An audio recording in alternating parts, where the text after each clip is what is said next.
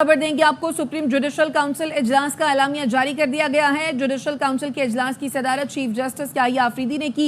एलामिया में कहा गया, सुप्रीम जुडिशल काउंसिल इजलास में इस्लामाबाद हाईकोर्ट के 6 जजेस के खत का भी तस्करा किया गया। क्या तफसीलात हैं, राजा मोहसिन एजाज बताएंगे। जी राजा मोहसिन। देखिए, सुप्रीम जुडिशल काउंसिल का इजलास चीफ जस्टिस ऑफ पाकिस्तान की सरबराही में हुआ और अब इस इजलास का एलामिया भी जारी कर दिया गया है। इस एलामिया में ये कहा गया है कि इस्लामाबाद हाई कोर्ट के 6 जजेस खत के मुताबिक जो कोड ऑफ कंडक्ट है उस पर तफसीली तौर पर गौर किया गया और जुडिशल काउंसिल का कोड जजेस के अलावा दीगर इदारों पर लागू होता है। कोड ऑफ कंडक्ट के मामले पर मुशावरत के दायरा कार को वसी करने का फैसला किया गया और ये भी कहा गया है इस एलामिया में कि आइंदा इजलास में कोड ऑफ कंडक्ट तरमीम पर गौर किया जाएगा।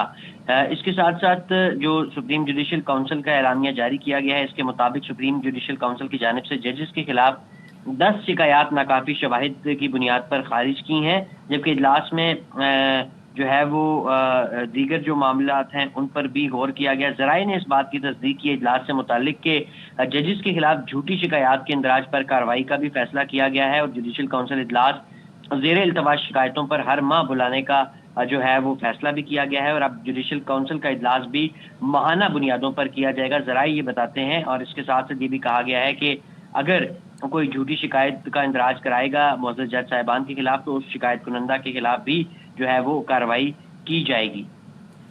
अच्छा राजा मोहसिन, ये बताइए कि ये इजलास कितनी देर जारी रहा, कौन कौन इस इजलास में शरीक था? देखिए, आज 2 इंतहाई अहम इजलास थे सुप्रीम कोर्ट ऑफ पाकिस्तान में। एक सुप्रीम जुडिशल काउंसिल का इजलास था जिसमें चीफ जस्टिस ऑफ पाकिस्तान की सरबराही में इजलास हुआ।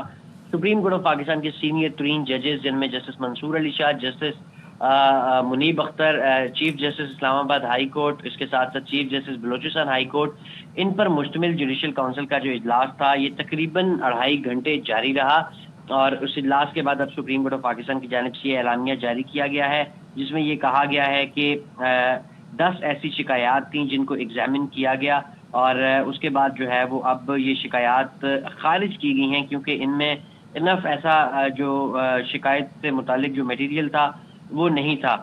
इसके साथ साथ जुडिशल कमीशन ऑफ पाकिस्तान का भी आज एक अहम इजलास था, सुप्रीम कोर्ट ऑफ पाकिस्तान में ही था।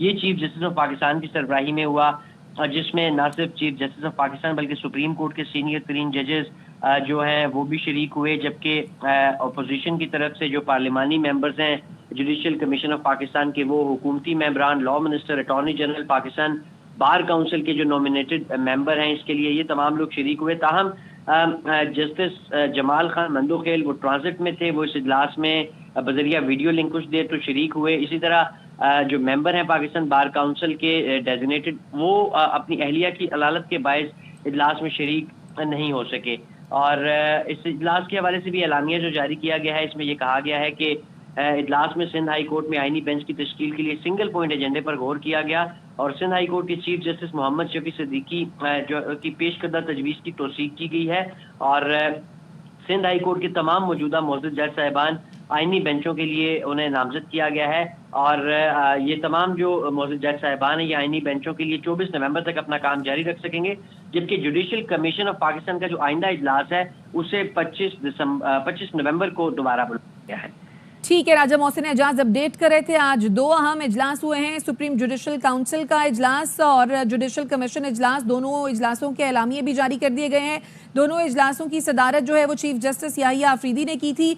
जुडिशल कमीशन इजलास के एलामिये के मुताबिक सिंध हाई कोर्ट में आईनी बेंच की तश्कील के सिंगल पॉइंट एजेंडे पर गौर किया गया था और सिंध हाई कोर्ट के चीफ जस्टिस शफी सिद्दीकी की पेश करदा तजवीज़ की तौसीक की गई और सिंध हाई कोर्ट के मौजूदा मुअज़्ज़ज़ जजेस को आईनी बेंचेस के जजेस के लिए नामजद भी किया गया।